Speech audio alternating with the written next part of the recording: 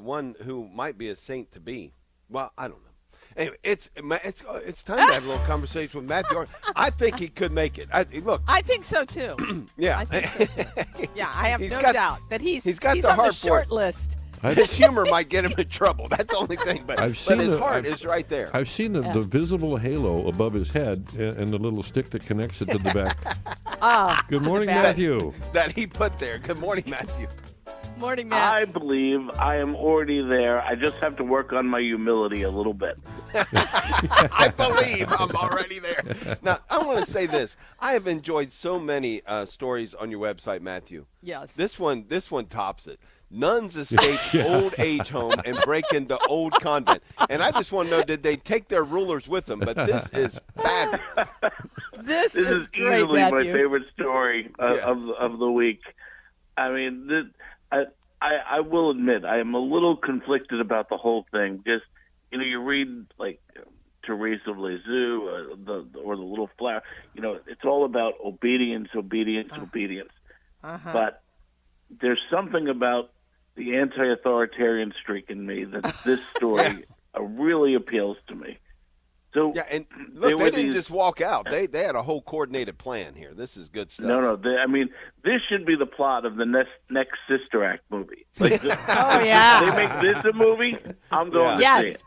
Yep, There me you too. go. So there are these 3 80-year-old nuns living in a convent, and the diocese, this is in Austria, they're like, okay, you're taking up this whole convent, it's time for you to retire, and then we'll do something with the property. So they move them out into an old age home, and these nuns, they stay there for a while, and then they're like, you know what, we don't feel like being in an old age home. We want to get back to work. So they break out of the old age home. They find a locksmith to make a key to their old convent. They break into the old convent and just move in. And the diocese. Now, think about the poor bishop of this diocese. Oh, yeah. Is he going to come in and just like rough him up and be like, nope, he's got to go?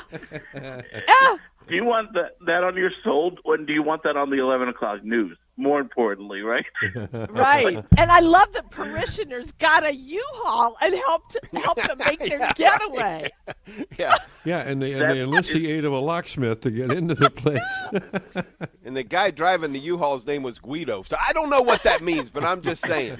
But the interesting thing is the people are rallying around them, and they're attending Mass, maybe this is a good thing. More people coming out to support them. Maybe, who knows? Maybe this insane act of anti-authoritarianism will, in the end, pay off for the good of the church. But That's And you have funny. to what a think that these crazy story sisters- that is. It In their is. young life, they committed themselves to this convent with the idea that they would live there until their death, right? They gave their lives away to pray for us. Now they say they were consulted about the move and all that, but come on. These people, these women, these wonderful brides of Christ, they're just living up to the vows that they made as young women. Yeah. Dave, I'm suspecting an anti-authoritarian streak in you as well. Hey, if the authority is in the wrong, I'm all for being anti-authority. Me too.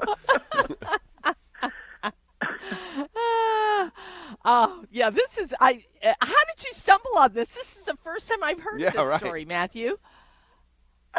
Sometimes I have no idea. I have no idea where I found this story.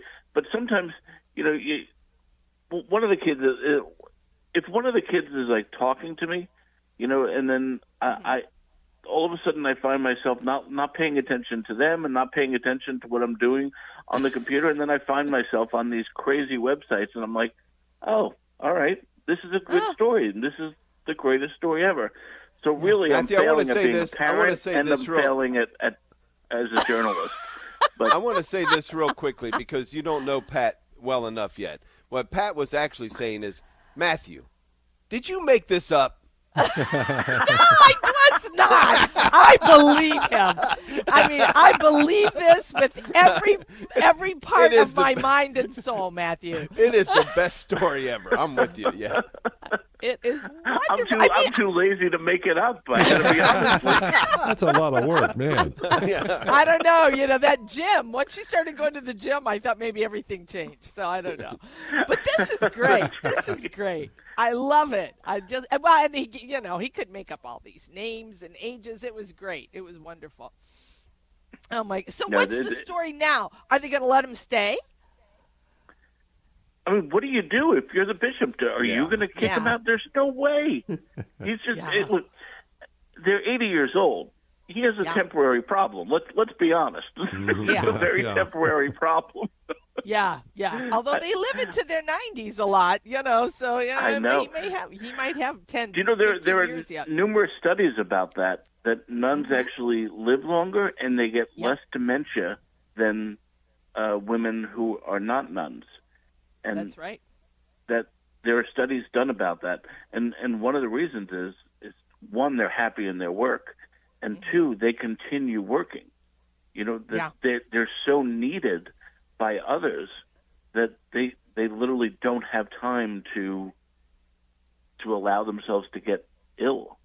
You know, and it's an amazing thought. And let's be honest, I'm not going to make the correlation that the average age of a Catholic radio host lifetime is 53. So I don't know what. I'm not making that correlation. But no, okay, I resign, Dave. I resign my post. Yeah, we're the ones pushing the numbers. Now here's the thing: if nuns were considered a employment group, a group of if you put them in as truck drivers or what, they have the longest lifespan of any other employment group. Period. Nuns have the longest lifespan. Yeah. Well, when you look at, for example, Sister Jean, Sister Jean Dolores Schmidt, lived to 106, just died last month. She was going to basketball games and all that kind of stuff. She retired, then she died. So that's the plan, right? There you go. Yeah, The bad news for me introducing this story to you guys is that, you know, Ron and Pat, when you guys eventually have to fire Dave and send him away, there's every reason to believe he's going to break in and just do his radio show. That's right.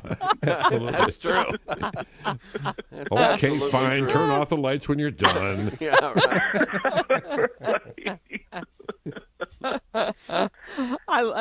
This is just great, Matthew. One of my favorites. Do you have another story that you like, even though this is my favorite? Well, no, they all kind of pale in comparison, you know what I mean? They do. But I did see something very nice. So Trump nominated this guy to head up NASA, and he said recently he was at a Turning Point USA thing, and he said, you know, going to space is a very spiritual thing, but he always took it as a spiritual thing, and he didn't really connect it in any meaningful way to his life. But he said since Charlie Kirk's passing and Erica Kirk forgiving the killer publicly, that he picked up the Bible for the first time in many, many years. And I think we're going to see a lot of that. And I think it's a great time to be Christian, and even more wonderful to be Catholic. Mm-hmm. I agree. Great stuff at creativeminorityReport.com. Definitely got to check that out. And there's plenty of stories on there that you're going to want to share, too. So, Matthew, always a joy. Thank you, sir. Thanks, Matthew. God bless, guys.